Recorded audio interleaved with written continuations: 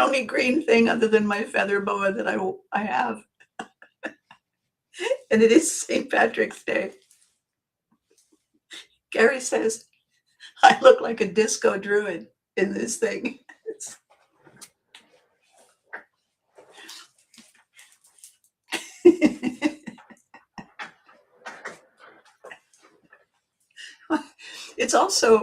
It's also a beautiful day, except for the 60 or the 40-mile-an-hour winds that are making it feel 6 times colder. So you know what? If Mother Nature can be strange on St. Patrick's Day, I'm right with her. Hi everyone, welcome back. I'm Abby Haggard. Don't look at the camera when you say it, Abby. I'm Abby Haggard. Welcome back. Cheers. The conversation I want to have today, is this impossible? Like, I should not. The conversation that I want to have today. Good morning, Eddie. What do you think? What do you think, darling? Am I disco druid enough? The conversation I want to have today is actually predicated on the start of a very long joke, a shaggy dog joke. What do you mean? What do I mean? It's 2 psychiatrists stopping on the street, and they're just immediately trying to analyze each other. But I thought it would be really a good idea to have that conversation, because Maggie and I had a long discussion last night on her brilliant new business and what seems to be coming up. Feather boa gone wild. I don't know what it is. It's so much fun. And I thought, I'll get it. I bought it last year. And then there was nowhere for me to wear it. But this morning I thought, I have nothing green. How can I have nothing green other than a feather boa? And then I thought, no, wait. I have this, whatever it is. So wear something green for St. Patrick's Day was probably not what they meant.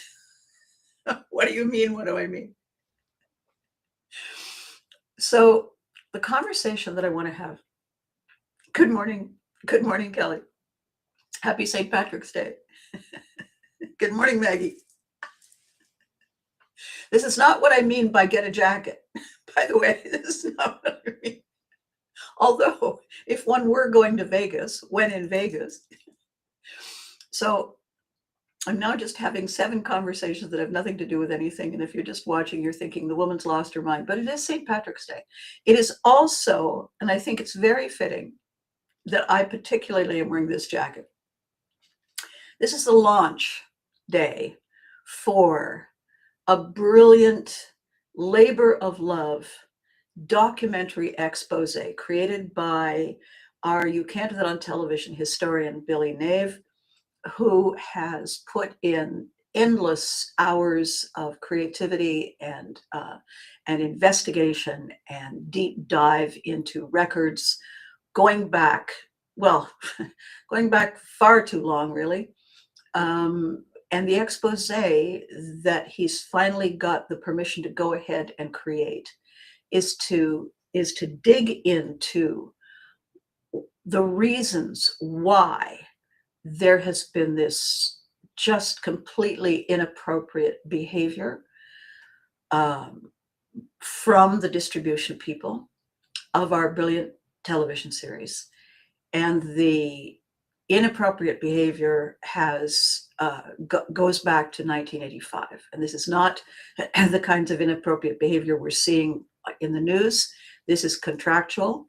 This is legal. This is dropping the ball.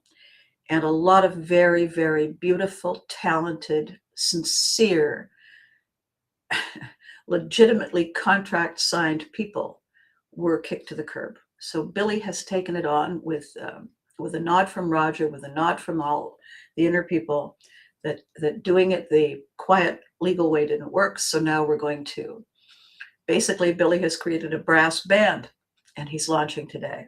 And so we all, every single one of us who is in any way connected to, committed to, hey, Mom, You can't do that on television. And everything that it meant to all of us, today is the day we say, hey, what about us? And I think it's a mammoth undertaking. So when it does come out, I think it's this afternoon, Eastern time, I'll be checking in with him. I've been very, very fortunate to be kept in the loop on it. And I've been talking to a lot of really great friends. Eric Cups and I had a great conversation yesterday. He reached out from Fox down in Florida, wants to know if there's anything he and they can do to help. And this is the kind of thing that we've just wanted our whole lives, because this is Canada.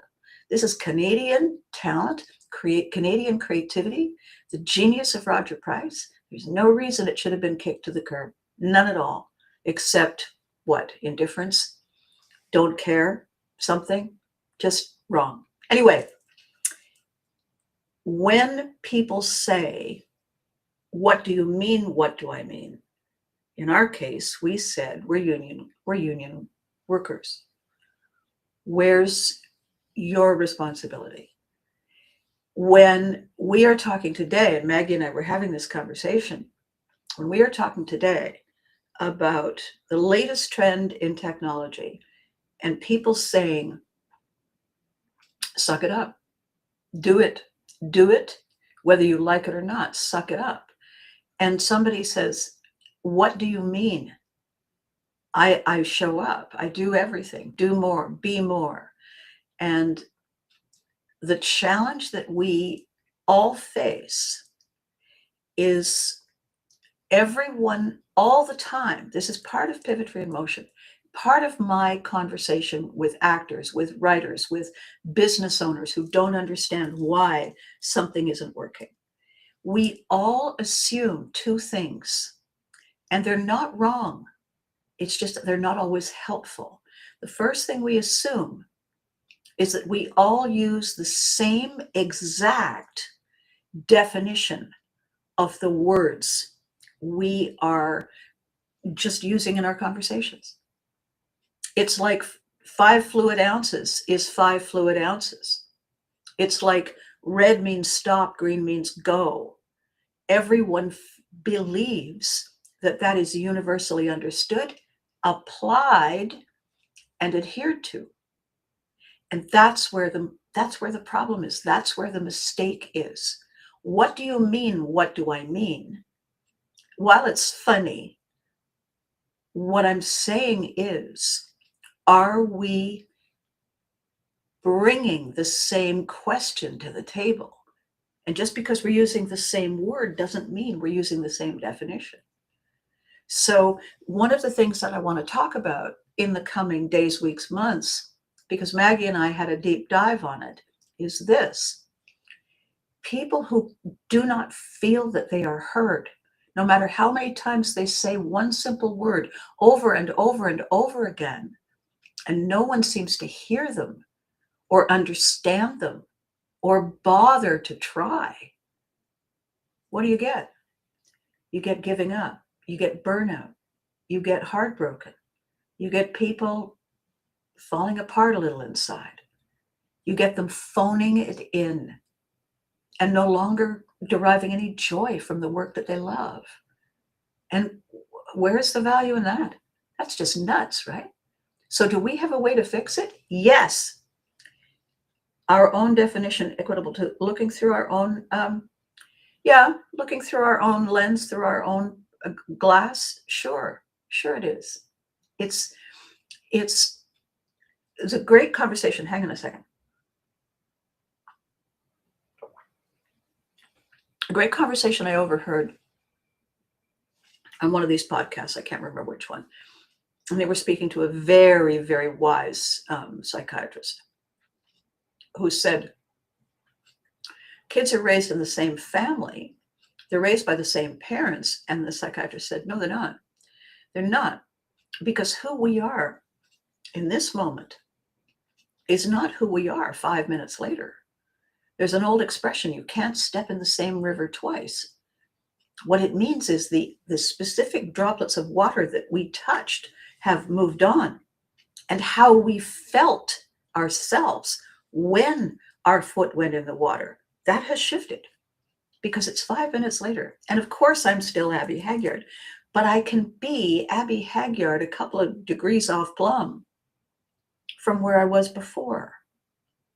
So we never get the identical experience. The beautiful, exciting thing about doing live entertainment, about doing these, is that the mood and the attitude and the meaning is shifting on the fly. And when Eddie makes a great comment, and we've got Maggie chiming in, and we've got Kelly showing up, and we've got all the different people who are watching and thinking, each time there's a new aha, it's planted. And you can't unknow it once it's there, right? It's part of what we put together to make all of our decisions. So what do you mean? What do I mean? I said what I said. And the other person says, yes, and I didn't understand it. Well, how could you not? You're not listening to me. I didn't understand it. Please clarify, as opposed to arguing with me about it's okay for me to not understand. Let's move deeper so that I can. Rather than, well, it's up to you to blah, blah. Those aren't conversations. And what is happening right now, it's one of those things where chatter, chatter, chatter on the different media. AI, artificial intelligence, is the name of the newest step in technology. Before that, it was the cell phone. Before that, it was the internet. Before that, it was television. Before that, it was radio. Before that, it was the telephone. Each step gets a name, and we assign all of our concern and our worry and our fear and our guilt and our blame to that word. And we choose sides, because that thing, what am I supposed to do with that? Change is scary. We didn't get an instruction book. What if I get it wrong? I'll be fired? Will I end up living at the end of my driveway in a cardboard box? Probably not. Probably that's taking it a bit far. Probably let's back up to where you didn't understand the instructions and say, do these instructions come in any other language than this? Because, the hilarity of me working on this brilliant career project with Maggie is that Maggie's in the tech world. I'm not. How can I help then? I'm in the human world. And it doesn't matter what it is we do for a living. We all bring human to the table. And it is the human confusion, misunderstanding, connection that I work with. And so, what do you mean? What do I mean? Is us talking to various things introduced into our lives that we don't understand. And therefore, many of us say, I don't know. When I was talking to Billy yesterday, I said, can you explain to me how to think of speaking to or dealing with AI? And he burst out laughing. In the entire series, You Can't Do It on Television, there was only one child and I who locked horns. One.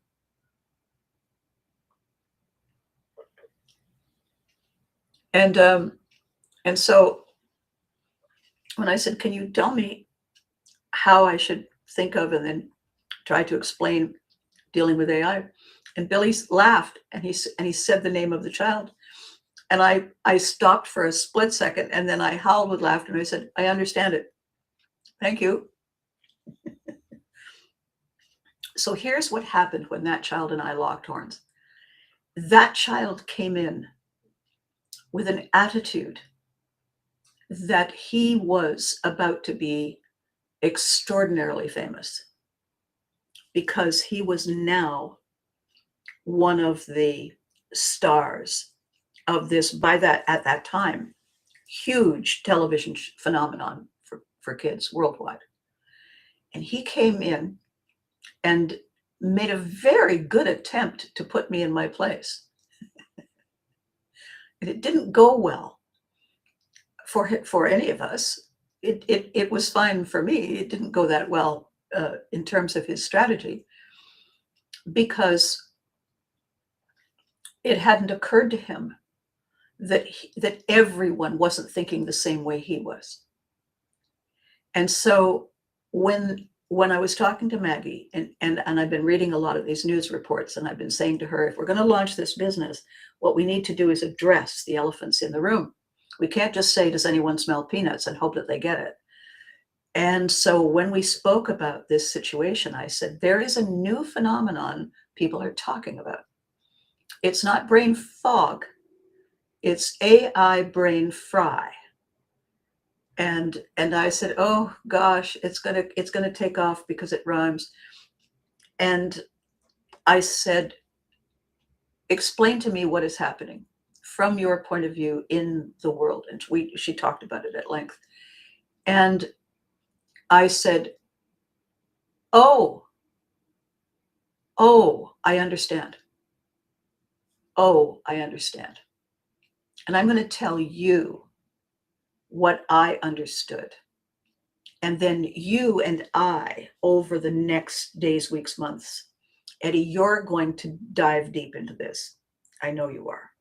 Now, fact one, proven by science.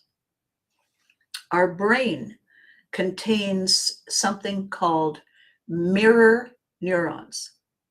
A neuron is a little finger pointing out, a little filament pointing out, and the other filaments are coming from signals.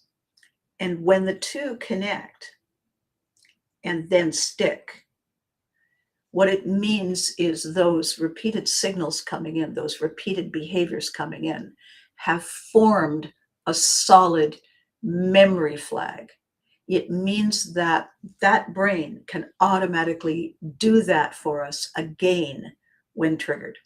And that's how we learn. It's how we learn to drive a car. It's how we learn to brush our teeth. It's how we learn to do everything.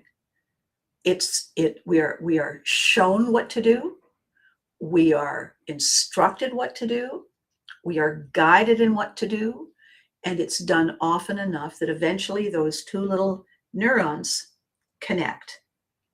And now we remember what to do. So that's the first thing to know. The second thing to know is that the way we learn, exactly as I just said, somebody shows us, somebody explains it to us, somebody helps us. Repeat, repeat, repeat. What we are doing is we are imitating them. We are mimicking them. We are mirroring them. We are doing it the way they do it, as far as we can tell. Gradually over time, we make our own little adjustments. We make our own improvements. We take it and we make it our own. And learn through repetition. Absolutely. Simple, repeatable steps. Exactly, Eddie. And so we are not just repeating our idea, our thought. We are repeating what was shown to us, what was taught to us, what was explained to us. Everything we learn, not swallowing, not blinking, not blood flowing through our veins. That's not learned. Everything we learn by imitating. We learn by connecting with someone we trust, somebody we spend a great deal of time with, somebody who has a strong energy, who knows, and the longer we spend with them, the stronger our bond forms, because we are learning to be our version of them. They are teaching us their version of us. You see? So we are connecting. We are connecting like that. Here's the thing. We are not learning from a different species. We are not crossing a boundary. We are not learning, spending extensive time with a giraffe. We don't go to sleep at night and wake up with giraffes. When we're very young, we don't imitate giraffes. We don't figure out how to be tall enough to reach the leaves to eat. Baby giraffes do that. We don't do that. We can go to a zoo. We can adopt a pet. We can be very close, very affectionate, very much loving our pet. We can love our farm animals. We can care deeply about them. However, we are not sheep. We are not ducks. We are not chickens. We are not cows. We are not horses. We are human. We can watch what they do. We can go down to the pond and watch the otters and watch the fish.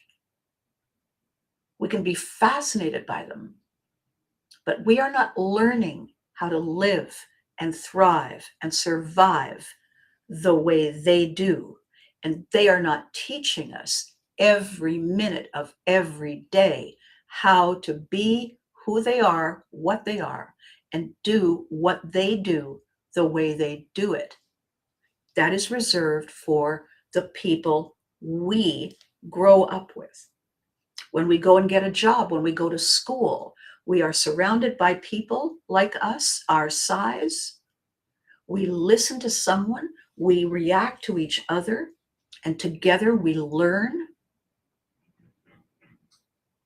every day, every day, every day. We don't go to the zoo and learn every day, every day, every day. Correct? If that's how they do it, it must be how I do it. That's right, Eddie. From that comes the expression, people like us do things like this. Now, good morning, Charles. Dentist appointment. Ow, I hope everything's okay. So people like us do things like this. You go to a new job.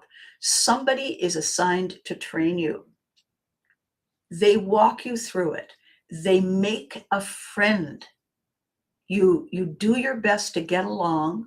At any workplace, you find some people you get along with easier and better and more quickly than others, which is perfectly normal. We're all looking for those immediate human connections so that we feel that we're in the right place. We are part of people like us. We get to know how we're different. We get to know how we're the same. And we learn that we're all in this boat together. And together, if we row and we follow the instructions, we'll get from here to the other side. That's how it has always worked in our learning curve as a species.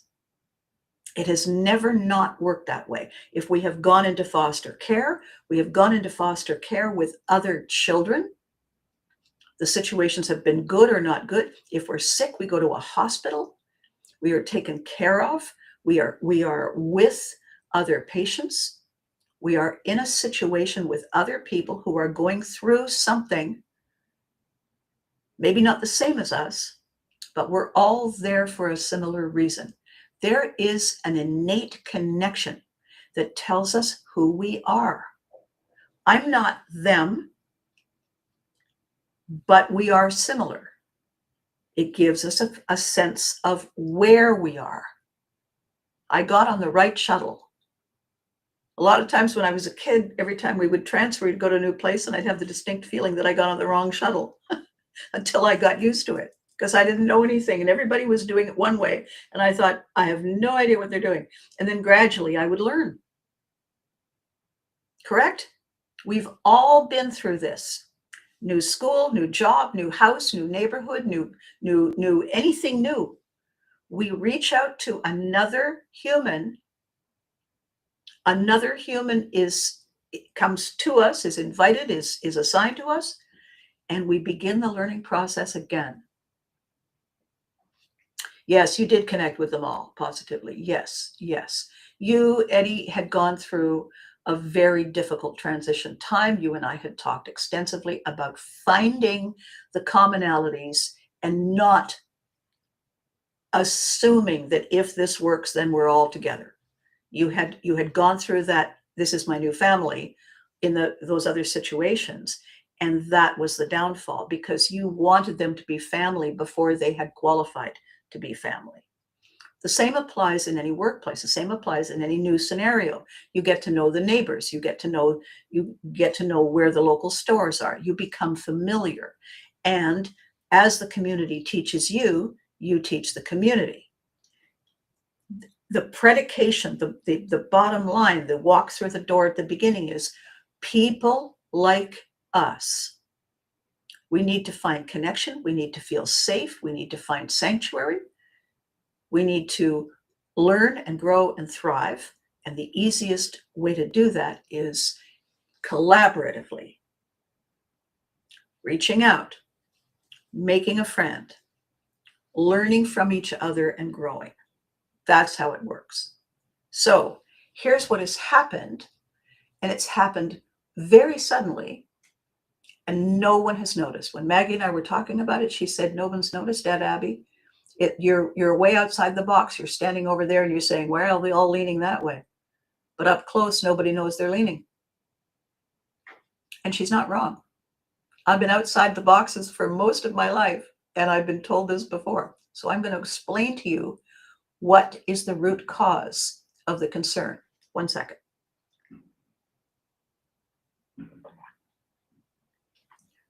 And if you're just joining us, this is my nod to my Viking roots, my Druid roots, and my disco roots, and happy St. Patrick's Day. So here's the deals, McNeils.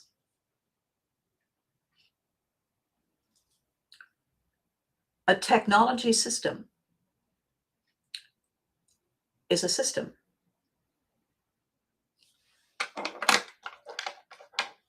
A weapon of mass construction is a weapon of mass construction. A favorite mug is a favorite mug. A keyboard is a keyboard. A phone is a phone. We all agree. They're not us. They are assists we use. They are tools we use. They are products we use. They are systems we use. They are processes we use. They are concepts we use.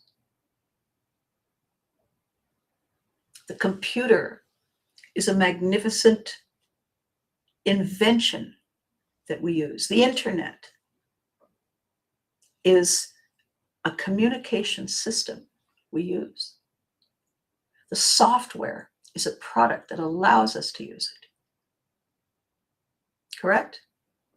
The car is a vehicle we use. We are grateful for it. We are sometimes in a love-hate relationship with some of these things. They are part of our lives, intricately woven into our everyday. They are not human. They are not our species. That we contact, that we connect, that we apply them to engage, to transmit, to share our ideas, take them out of our heads, put them in a different medium so that we can share the ideas. the equipment that is allowing me to speak to you, that is allowing you to see me while I'm speaking to you, is not human. It is equipment, it is assets, it is tools, it is technology, it is things, it is products, it is services. It is the product of science. It is the product of math. It is the product of creativity. All of which is done by humans. We are on the same path. Our paths are merging and intertwining. We are not the same species. And therefore, there is no immediate understanding. There is no inherent energetic, they get me, I get them. We are.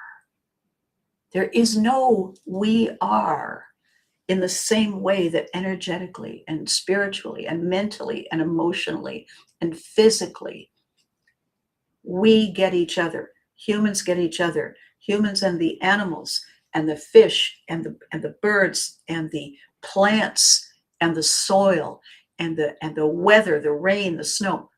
We grasp, we connect with, we engage with separately.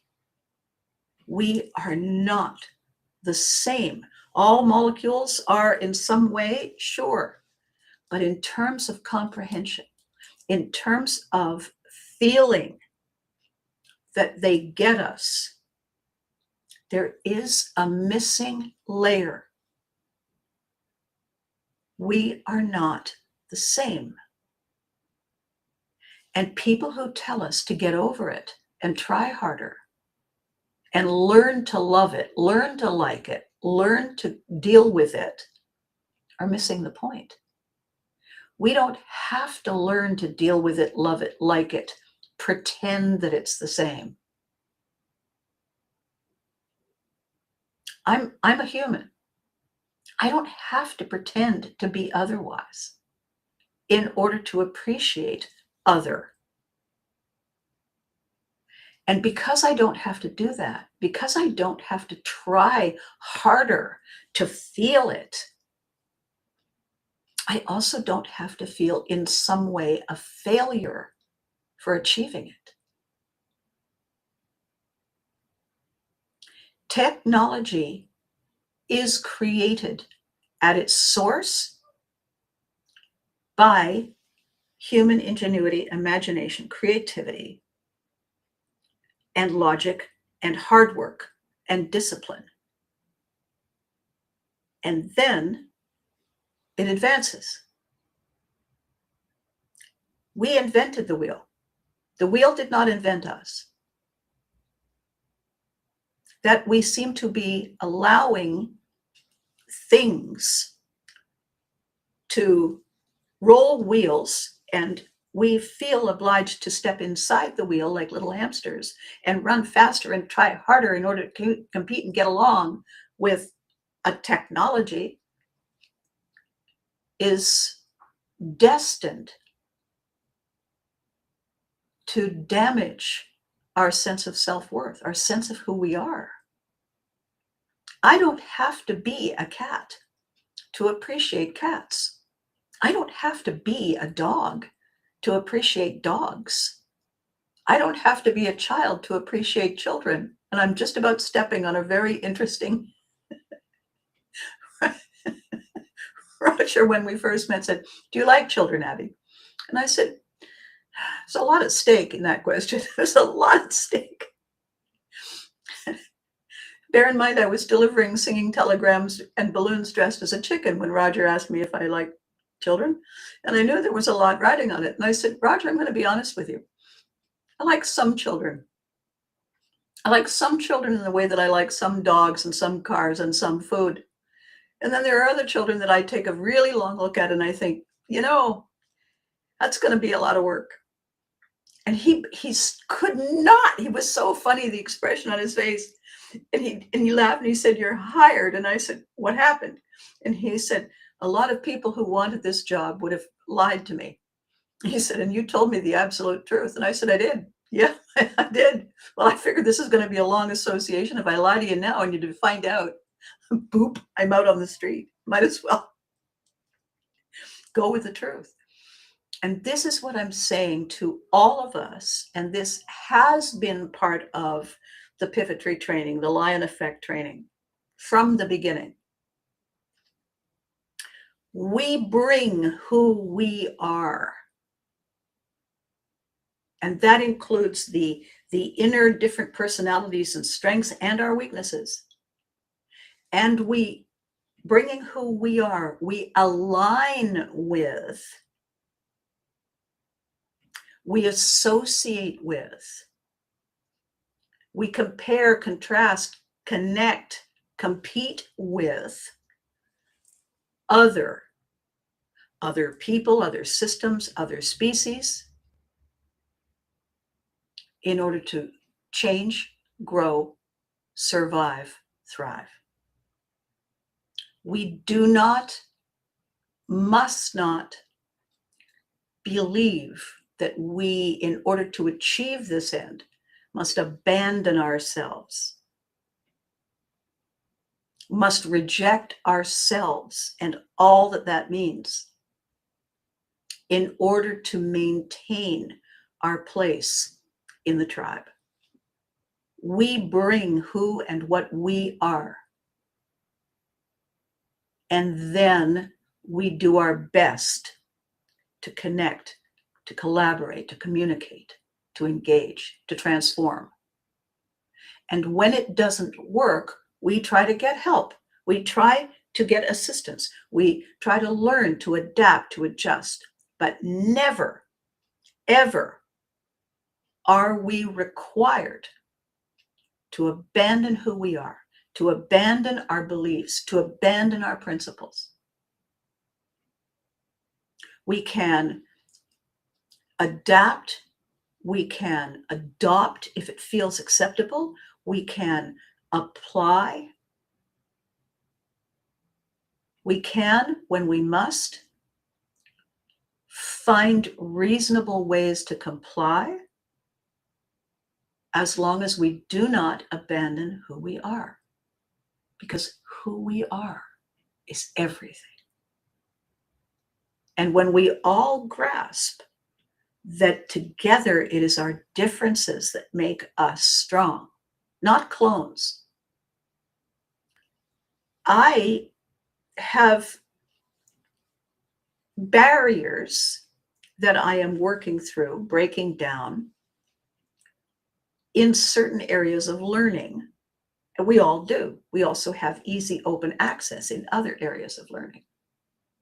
What I do know, every time I come across something that makes no sense to me in the moment, is that there is a way to find out why there's a block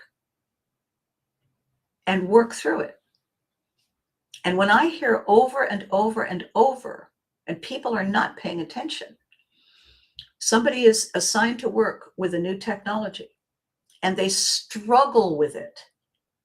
If they're struggling, it means they need help. It doesn't mean try harder. If you don't know how, pushing harder doesn't help you know how. It burns you out. If someone doesn't want to help you, that's the wrong teacher.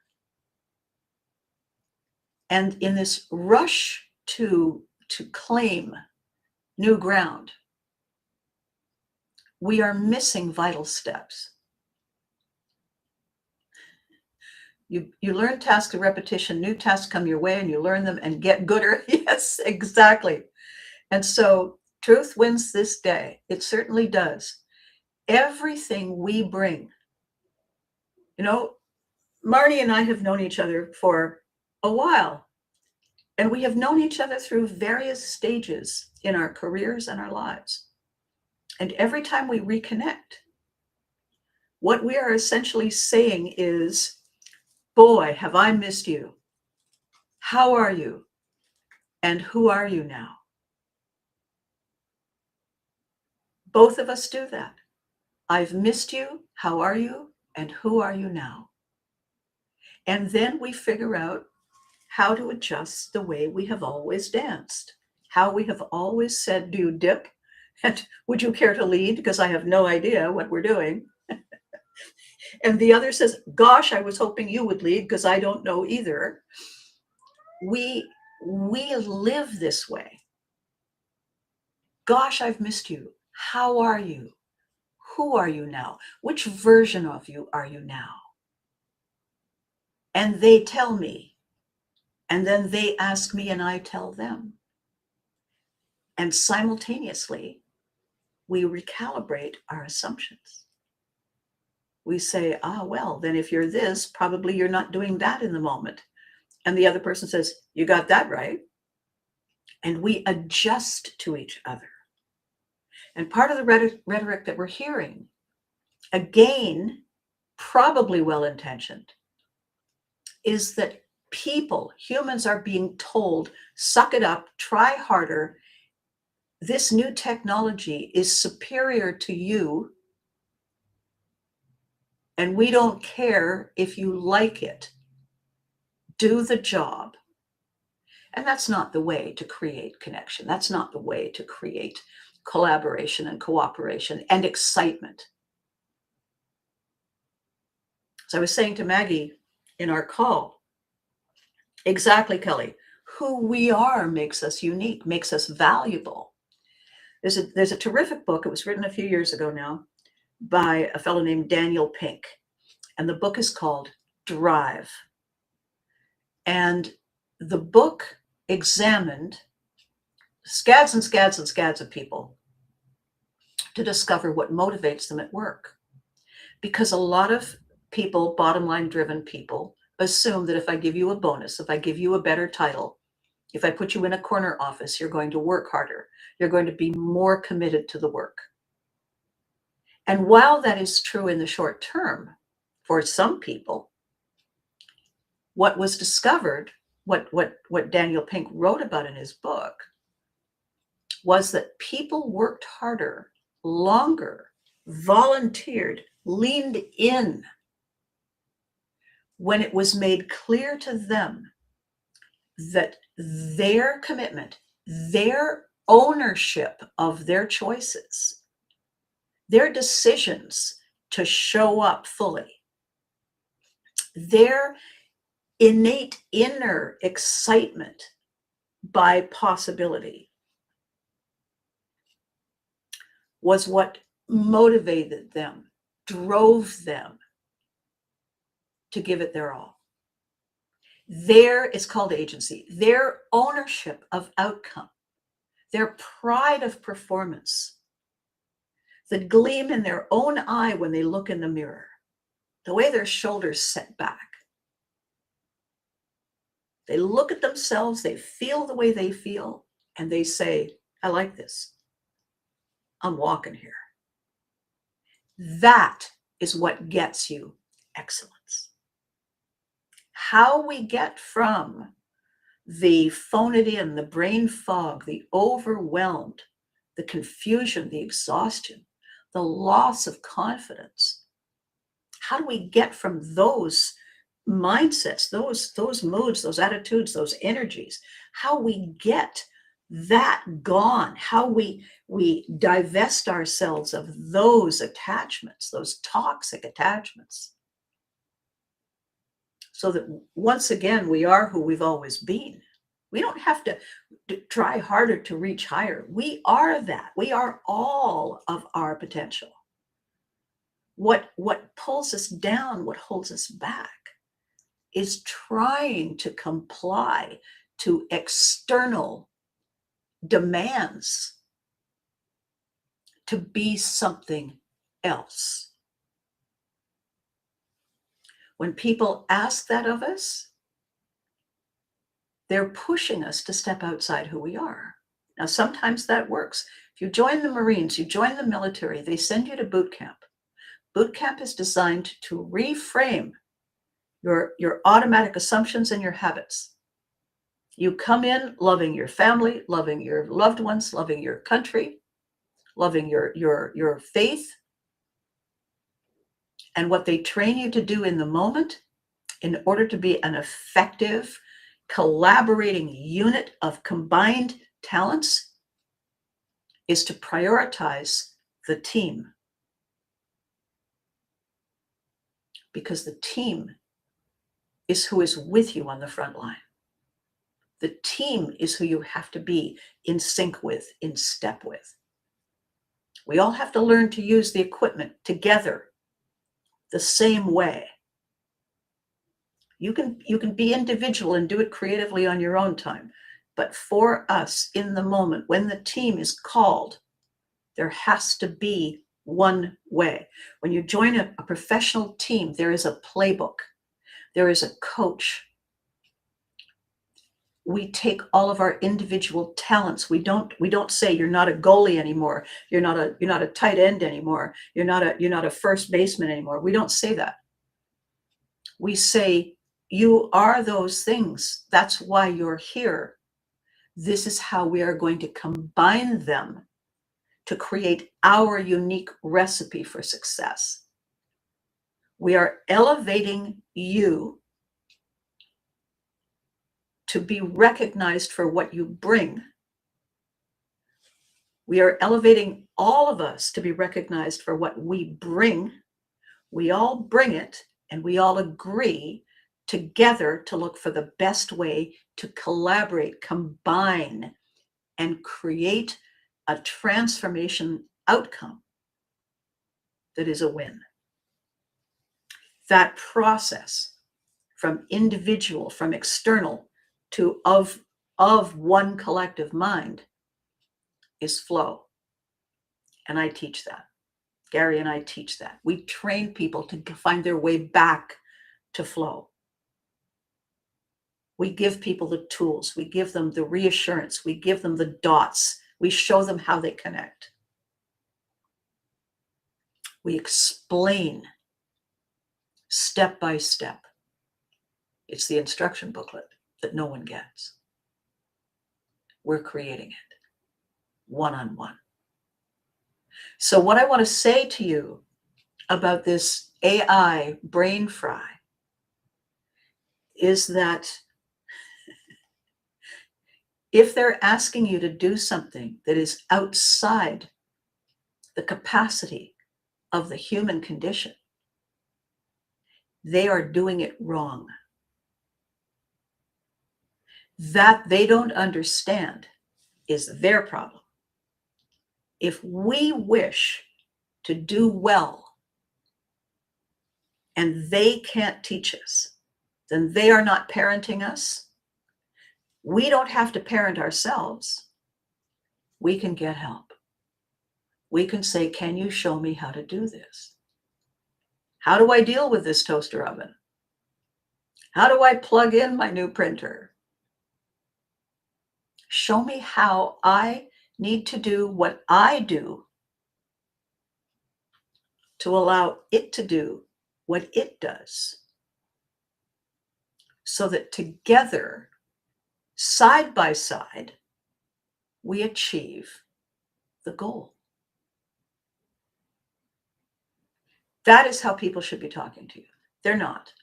They don't understand. If they understood and if they knew how to articulate it, probably they would talk that way. They're not talking that way. And everybody already exhausted and overwhelmed by everything else going on. It's one more thing that they simply can't carry. And when you try to add a layer to somebody overwhelmed, you're going to lose a layer. That too is a human function. So, what do you mean? What do I mean? I mean, make it work however you must is better than do more, be more, like it. Because this second list doesn't work. Doesn't work. And all that happens is that everybody's upset. What do I mean? I mean, honor you, respect you, celebrate you, cherish you, own you, and invite others to do the same for them. And when everybody feels better, let's all get together and see what we can come up with. That's the game plan. How else do you think Vikings conquered the world? All right, my loves, that is the chat today. Those are the tools, those are the stories, and I am here to help, to listen, to talk, to advise, to collaborate when you need me. You do know where to find me. So on this 17th of Ireland, be good to you. Be good to your loved ones. Wave to the leprechauns. Mind the druids.